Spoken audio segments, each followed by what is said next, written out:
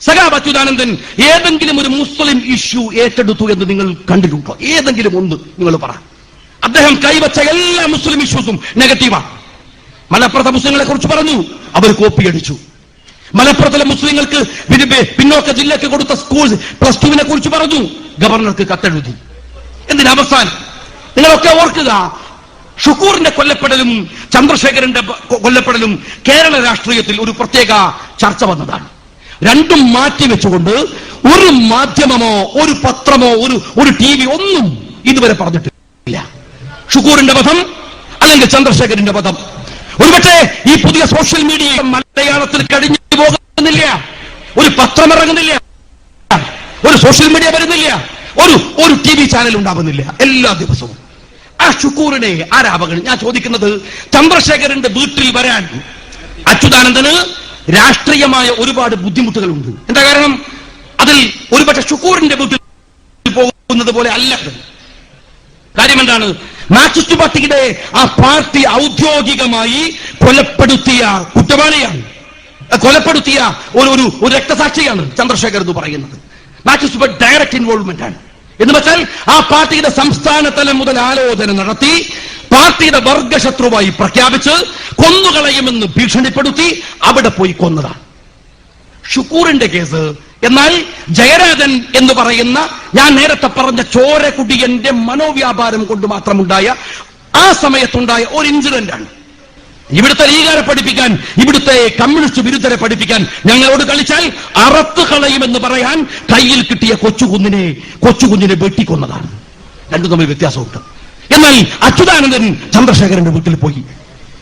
അച്യുതാനന്ദൻ ചന്ദ്രശേഖർ മരിച്ച ദിവസം വന്നു. അച്യുതാനന്ദൻ 90 വയസ്സ് തികയുന്ന അന്നും പറഞ്ഞു ചന്ദ്രശേഖരനെ കൊന്നത് തെറ്റായി. ഞാൻ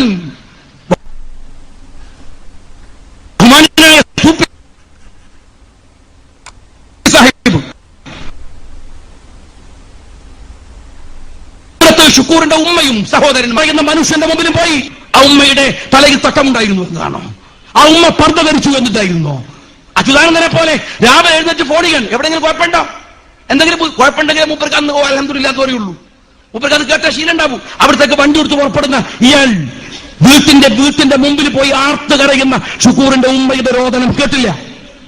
വർഗീയതയുടെ നിങ്ങളുടെ മനസ്സിലാണോ? നിങ്ങളുടെ മനസ്സിൽ SDPI പി ജയരാജൻ സഹായിക്കുന്നത് SDPI-ക്കാരോടുള്ള സഹായമല്ല.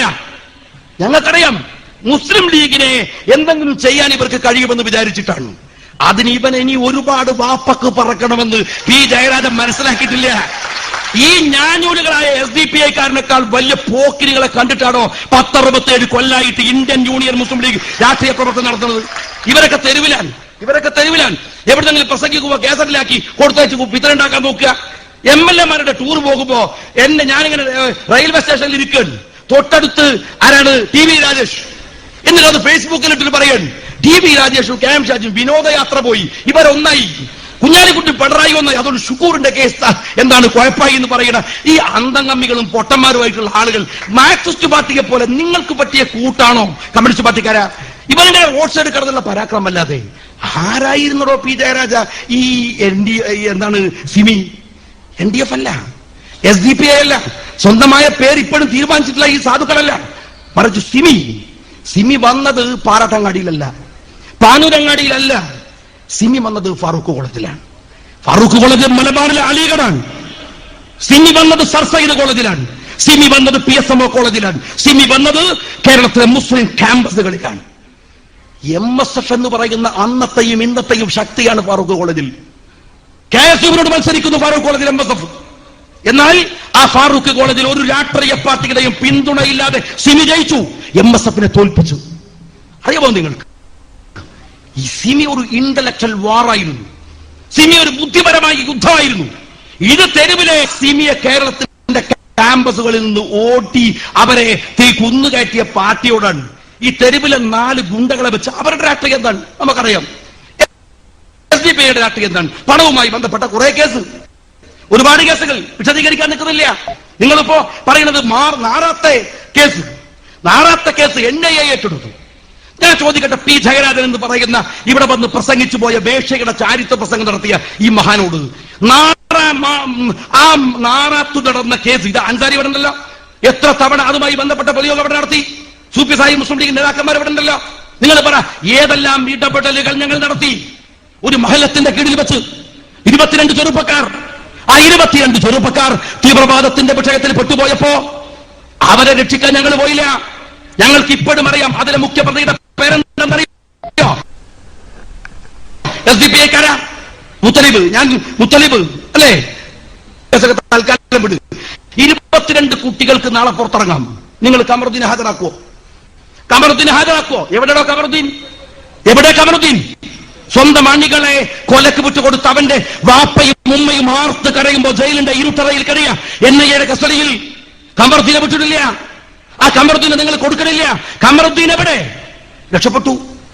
ഏത് സമുദായത്തിന്റെ പോരാട്ടത്തിന്റെ മുമ്പിലാണോ നിങ്ങൾ ഉണ്ടായത്?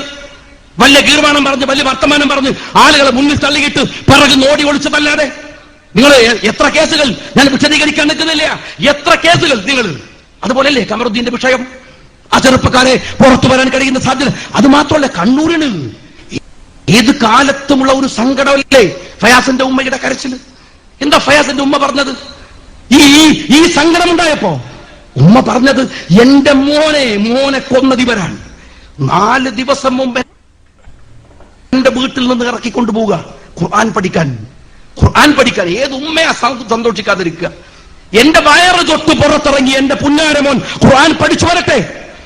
4ാമത്തെ ദിവസം പോലീസ് വീട്ടിലെത്തിച്ച വാർത്ത കാശ്മീരിൽ ഇന്ത്യയോട് പടവെട്ടി മരിച്ചു എന്നാണ്. 2ാമതൊരു മോനുണ്ടെങ്കിൽ അവനെ പോറ്റാം, ഇവൻ പോട്ടെ എന്ന് പറയാം. ഒരേ ഒരു മോൻ, മക്കളുല്ലേ പറയും. എന്നിട്ട് ആ ഉമ്മ പറഞ്ഞു, എന്റെ മോന്റെ മയ്യത്ത് വേണ്ട. 2ാമത് ഈ തടിയന്റെ നസീർ അടക്കമുള്ള. ഇനി മറ്റൊന്ന് ചോദിക്കട്ടെ പി ജയരാജനോട്. അതിനിടയിൽ ആരാ ജയരാജ തടിയന്റെ നസീർ? നിങ്ങൾ ഇവിടുത്തെ കുട്ടികളുടെ കണക്കെടുക്കാൻ വന്നല്ലോ.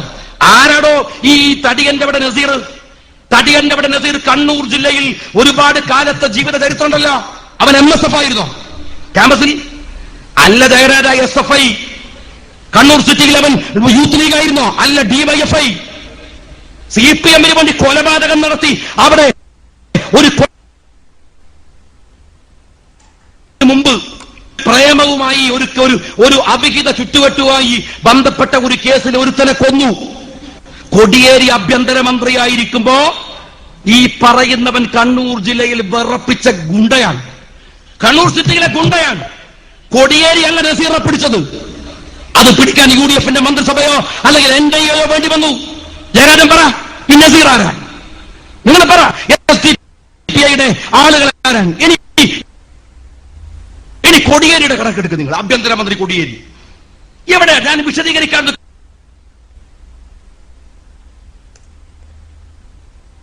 കോടിയേരി പോലീസ് സ്റ്റേഷൻ ആക്രമണം. ഞാനൊക്കെ കേട്ട ഒരു പോലീസ് സ്റ്റേഷൻ ആക്രമണം എന്താ, നമ്മുടെ അജിതയുടെ ഒക്കെ പുൽപ്പള്ളി പോലീസ് സ്റ്റേഷൻ ആക്രമണം. ഒരു ചരിത്രത്തിൽ പറയാവുന്ന ഒരു പോലീസ് സ്റ്റേഷൻ ആക്രമണം. പോലീസുകാരനെ കൊന്ന് ചോര കൈപ്പത്തി ചുമരിൽ വരച്ചു വെച്ച അജിത ഇല്ലേ? അതിന് തുല്യമാണ് പെട്ടെന്ന് എവിടെ നിന്നറിയാതെ കുറെ വാഹനങ്ങൾ വന്ന് കോട്ടക്കൽ പോലീസ് സ്റ്റേഷൻ ചുറ്റുവളയുന്നു. ആളുകളെ മുഴുവൻ പേടിപ്പെടുത്തി വാൾ വീശി വന്നവരെ മുഴുവൻ ഓടിക്കുന്നു. പോലീസ് സ്റ്റേഷനിൽ ബന്ദിയാക്കിയവരെ ഇറക്കി കൊണ്ടുപോകുന്നു. അന്ന് ആഭ്യന്തരമന്ത്രി കോടിയേരിയാണ്. ആ കോടിയേരി ഒരു രോമത്തിൽ തൊട്ടിട്ടില്ല അതിലെ പ്രതികളെ. കേസ് പോലും FIR ഇട്ടില്ല. അറിയാങ്ങള് പോലീസ് സ്റ്റേഷൻ ബന്ദോബസ്താക്കിയിട്ട് അതിലെ പോലീസുകാരനെ അടിക്കുകയും പരിക്കേൽപ്പിക്കുകയും പോലീസ് വണ്ടി ആക്രമിക്കുകയും ചെയ്തിട്ടില്ല. എന്നിട്ട് അത് മാത്രമല്ല, ഇവിടെ ഫസൽ കൊല്ലപ്പെട്ടപ്പോ, ഞാനന്ന് യൂത്ത് ലീഗിന്റെ ഭാരവാഹിയാണ്.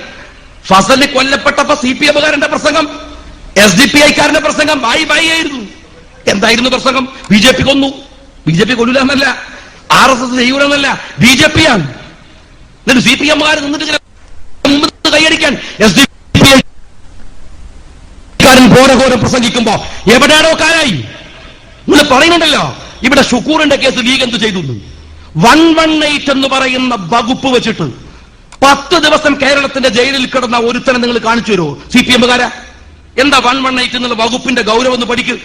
എന്നാൽ ഷുക്കൂർ കേസിൽ 118-ൽ പി ജയരാജൻ കണ്ണൂർ സെൻട്രൽ ജയിലിന്റെ ഇരുട്ടിൽ അടച്ചത് മുസ്ലിം ലീഗ് പാർട്ടിയുടെ പരിശ്രമമാണ്. അറിയോ നിനക്ക്? 28 അതിന്റെ ചൊരുക്ക് തീർക്കാൻ വന്നിട്ട് ലീഗിന്റെ മേക്കെട്ടിന് കാര്യമില്ല ജയരാജ. ഒരു കാര്യം ജയരാജന് ഓർത്തോ, നിന്റെ ഈ ചോര കൂടി അവസാനിപ്പിച്ചിട്ടില്ലെങ്കിൽ ജയിലല്ലാത്തൊരു മാർഗം നിനക്കുണ്ടാവില്ല. നിയമത്തിന്റെ പടിയിൽ വരും നിങ്ങൾ. കത്തിയായിട്ട് വരുന്ന RSSകാരന്റെ തല്ലിപ്പടി NDFകാരന്റെ പടി നമുക്കില്ല. നിയമത്തിന്റെ പടി, രാജ്യത്തിന്റെ വ്യവസ്ഥയെ മാനിക്കുന്നവരാ ഞങ്ങൾ. അത് വിടുമെന്ന് വിചാരിക്കണ്ട. അത് ഷുക്കൂറിന്റെ കേസിലായാലും ഏതു കേസിലായാലും. ഞാൻ പറഞ്ഞു വന്നത് ഫസലിന്റെ കാരായിയെ CBI അറസ്റ്റ് ചെയ്യുന്നത് വരെ രോമത്ത് തൊട്ടുള്ള SDPI കാരൻ. അതും അല്ലല്ലോ SDPI കാരാ. നിന്റെ ആദ്യത്തെ രക്തസാക്ഷി ഫസലൊന്നും അല്ല. അബൂബക്കർ മഷ്ടിയാടി അങ്ങാടിയിലൂടെ നടക്കണ്ടല്ലോ ആൺകുട്ടിയെ പോലെ. ഇപ്പോഴും തൊട്ടിട്ടില്ല നിങ്ങൾ, ഒരു രോമത്ത് തൊട്ടില്ല. കാര്യം എന്താണ്? മറുഭാഗത്ത് CPM വന്ന ഒരു കേസിലും നിങ്ങൾ അവരുമായി സന്ധി ഉണ്ടാക്കിയിട്ടേ ഉള്ളൂ. കൂടെ നിൽക്കുന്ന പ്രവർത്തകന്റെ ചോര വിറ്റ് പണം വാങ്ങിയിട്ടേ ഉള്ളൂ. അതിന്റെ ഫസലിന്റെ വീട്ടിൽ പോയി ഫസലിന്റെ സഹോദരിയുടെ കരച്ചിൽ കേട്ടിട്ടാണ് ഞാൻ തലശ്ശേരിയിൽ പ്രസംഗിക്കുമ്പോൾ പറഞ്ഞത് ഫസലിനെ കൊന്നത് CPM ആണ്. എന്നെ ആക്ഷേപിച്ചു, അതിനെതിരായി പ്രസംഗിച്ചു. അന്ന് സൈനുദ്ദീൻ സാഹിബിനടക്കം എതിരെ എനിക്കുമെതിരെ കേസ് കൊടുത്തു നിങ്ങൾ CPMകാർ. ആ കേസ് കൊടുത്തതിന്റെ സാക്ഷി NDFകാർ. എന്തിന്? CPM ആണ് പ്രതിയെന്ന് അന്വേഷണം നടക്കുന്ന കേസിൽ പ്രസംഗിച്ചു എന്ന് പറഞ്ഞിട്ട് ഇല്ലേ? ഞാൻ പറഞ്ഞു വന്നത് ഇവിടെ ഒരു കാര്യമുണ്ട്. കണ്ണൂർ ജില്ല, ആ ജില്ലയുടെ രാഷ്ട്രീയം മെനഞ്ഞാന്ന് നിങ്ങൾ ഓർത്തു നോക്ക്. ഒരു മുഖ്യമന്ത്രിയോട് ജയരാജൻ ഇവിടെ പോയിട്ടാണ് ഈ മനുഷ്യൻ ഈ ജില്ലയെ തകർത്ത് തരിപ്പണമാക്കും. ഞാൻ നേരത്തെ പറഞ്ഞ ഇയാളോ കൊളായി, ഇയാളുടെ ജീവിതം അങ്ങനായി, ഇയാളെ കുടുംബം അങ്ങനായി. മോനാണെങ്കിൽ ബോംബിടക്കിടക്ക് പൊട്ടിക്ക് പറഞ്ഞാൽ കേൾക്കണ്ടെന്ന്. അച്ഛനെ കണ്ടിട്ടില്ലേ ബോംബ് അടിക്കണത്? ഓരോട് എത്ര പറഞ്ഞാലെങ്കിൽ ഒന്ന് പറഞ്ഞാൽ അവത്തിന് ബോംബ് പൊട്ടിക്കും. അതിൽ ബോംബ് കൈവിൽ കിടന്ന് പൊട്ടി. 100 തരം കേസുകൾ ചങ്ങായിക്ക്. അതുകൊണ്ട് ഇയാൾക്ക് വലിയ മനോവിഭ്രാന്തി ഉണ്ടാവും. ആ മനോവിഭ്രാന്തി ഉള്ളത് കൊണ്ട് ജയരാജന് ഇത് മൊത്തം നശിപ്പിക്കാൻ വിചാരിച്ചിട്ടാണ്. പണ്ടൊരു ഓപ്പറേഷന് പോയതാണ്. അത് ബോധം കെട്ടിട്ട് പോയതാണ്. എങ്ങനെ? തീരെ സുഖമില്ലാണ്ട് ബോധമില്ലാണ്ട് ഫ്ലൈറ്റിൽ നേരെ പോയതാണ്. അങ്ങനെ വിദേശത്ത് പോയി ഓപ്പറേഷൻ കഴിഞ്ഞ് വന്നതാണ്. തിരിച്ചു വരുമ്പോഴും സെഡേഷൻ ആയിരുന്നു, ഒന്നും കണ്ടിട്ടില്ല. ഇതുപോലെ തന്നെയാണ്, കേരളം പോലെ തന്നെയാണ് ലണ്ടൻ എന്നൊക്കെ വിചാരിച്ചിരിക്കുകയാണ്. അതുകൊണ്ട് ഇപ്പൊ അടുത്ത് ചോദിച്ചു, നിങ്ങൾ വിദേശത്ത് പോണില്ലേ? അയാൾ പറഞ്ഞേ അങ്ങനെ അതിന്റെ ഒന്നും ആവശ്യമില്ല, ഇവിടെ തന്നെ മതി എന്നാണ് അയാളുടെ. ഞാൻ എപ്പോഴും പറയാറുണ്ട്, അയാളുടെ ഒരു കുപ്പായ നിങ്ങൾ കണ്ടിട്ടുണ്ടോ? എത്ര കാലമായി ആ കുപ്പായ ഇടാൻ തുടങ്ങിയിട്ട്? അതിനൊരു പുതിയ പോക്കറ്റ് അടിച്ചു വെക്കുക, അല്ലെങ്കിൽ അതിന് അവനാന്റെ കുപ്പായം പോലും മാറാൻ സമ്മതിക്കാത്ത ഈ ചങ്ങായി ഈ രാജ്യം മാറാനുള്ള എന്തെങ്കിലും ഒരു പരിശ്രമം നടത്തുമോ? സഹോദരന്മാരെ, സമ്മതിക്കൂല. ആ കോലത്തിലാണ്. ഇങ്ങനത്തെ കുറെ ആളുകളെ വെച്ചിട്ട് അതിന്റെ ബാക്കിയാണ് ഈ ജയരാജ് എന്ന് പറയുന്ന ആൾ. കണ്ണൂർ ജില്ലയിൽ മുഖ്യമന്ത്രിയുടെ കാർ ആലോചിച്ച് നോക്ക്. ആ കാർ ആക്രമിച്ചിട്ട് മുഖ്യമന്ത്രിയെ ഇത്ര ഭീകരമായി, എന്തും മനോഹരമായിട്ടാണ് മുഖ്യമന്ത്രി പ്രതികരിച്ചത്. ഒരുപക്ഷെ രാഷ്ട്രീയമായി വ്യത്യസ്ത ചേരി നിൽക്കുമ്പോഴും അനുകൂലിച്ചു നിൽക്കുമ്പോഴും ഒക്കെ നമുക്ക് യോജിപ്പും വിയോജിപ്പും ഉണ്ടാകാം. പക്ഷേ അദ്ദേഹത്തിന്റെ മന്ത്രിസഭക്കകത്ത് അദ്ദേഹം നേതൃത്വം കൊടുക്കുന്ന ഒരു മുന്നണിക്കകത്ത് ഒരു MLA ആവാൻ കഴിഞ്ഞു എന്നതിൽ എനിക്ക് അഭിമാനം തോന്നിയത് അദ്ദേഹത്തിന്റെ ഒറ്റ സ്റ്റേറ്റ്മെന്റാണ്. അർത്ഥമല്ലോ വേണ്ട. ആലോചിക്കുക, നെഞ്ചിൻ കൂട്. പിണറായി വിജയൻ പറഞ്ഞല്ലോ. എന്താ പിണറായി പറഞ്ഞത്? നെഞ്ചെന്താ ഇരുമ്പോണ്ടുണ്ടാക്കിയതാണോ? പിണറായിന്റെ തോലന്നെ ഇരുമ്പോൺ. ആരാധി പാർട്ടി, ആരാധി സാധനവും. പക്ഷെ മനുഷ്യന്റെ അങ്ങനെ കാണിച്ചു. അദ്ദേഹം ഷർട്ട് നീക്കി കാണിച്ചു ചോര പൊടിഞ്ഞു നിൽക്കുന്ന നെഞ്ച്. ആലോചിച്ച് നോക്ക്. മുഖ്യമന്ത്രിയെ ഇപ്പൊ അന്വേഷണ റിപ്പോർട്ട് എന്താണ്? SP-ക്കെതിരെ. SP മാത്രം ഉത്തരവാദിയാ. മുഖ്യമന്ത്രി എന്താ പറഞ്ഞത്? ഒരു പോലീസുകാരുടെയും കുറ്റപ്പെടുത്തിക്കൂടാ. ഞാൻ പറഞ്ഞതാണ് വെടിവെക്കരുത് എന്ന്, അവരെ തടയാൻ ശ്രമിക്കരുത് എന്ന്. ഒരുപക്ഷെ അവരെ പറഞ്ഞുവിട്ട നേതാക്കന്മാർക്ക് അവർ മരിച്ചാൽ കുഴപ്പമുണ്ടാവില്ല. പക്ഷെ എനിക്കുണ്ട്. ഇതല്ലടോ ഭരണാധികാരി? ഇതല്ലടോ ഒരു ഭരണാധികാരി? അവരെ പറഞ്ഞു വിട്ടവർക്ക് കുഴപ്പമുണ്ടാവില്ല. അങ്ങ് തീർന്നാൽ കൂത്തുപറമ്പിൽ 5 പേർ മരിച്ചത് മറന്നോ? സഖാവെ, കൂത്തുപറമ്പിലെ പുഷ്പനെ മറന്നോ? ജീവിച്ചിരിക്കുന്ന രക്തസാക്ഷികളെ മറന്നോ? നിങ്ങൾ ആലോചിച്ച് നോക്കണം. ഒരു മുഖ്യമന്ത്രി പറയാൻ കേറുകൊണ്ട് പരിക്ക് പറ്റി നിൽക്കുമ്പോഴും പരിപാടിക്ക് പോയിട്ട് ആളുകളോട് പറയാൻ കുഴപ്പമില്ല, വേറെ പ്രശ്നങ്ങളൊന്നുമില്ല. പെട്ടെന്ന് വണ്ടി കയറി തിരുവനന്തപുരത്ത് പോയി ഒരു കുഴപ്പവും കണ്ണൂരിൽ ഉണ്ടാക്കാതെ, ഒരാളോടും ഒരു പരാതി പറയാതെ അവിടെ പോയി ആശുപത്രിയിൽ എന്തു പറ്റിയെന്ന് ഒരു ഒബ്സർവേഷനിൽ നിൽക്കുമ്പോ പിണറായി വിജയൻ പത്രസമ്മേളനം നടത്തിയിട്ട് പറയാൻ അയാൾ കള്ളക്കളി കളിക്കുകയാണ്. നിങ്ങൾ ആലോചിച്ച് നോക്കണം. അയാൾ കള്ളക്കളി കളിക്കുകയാണ്. ഇവിടെ വന്ന് ഈ അണികളെ പറഞ്ഞു വിട്ടത് പിണറായി വിജയൻ തന്നെ. ഞാൻ ചോദിക്കുന്നത്, പിണറായി വിജയൻ കൃത്യമായി ആസൂത്രണം ചെയ്ത് ജയരാജൻ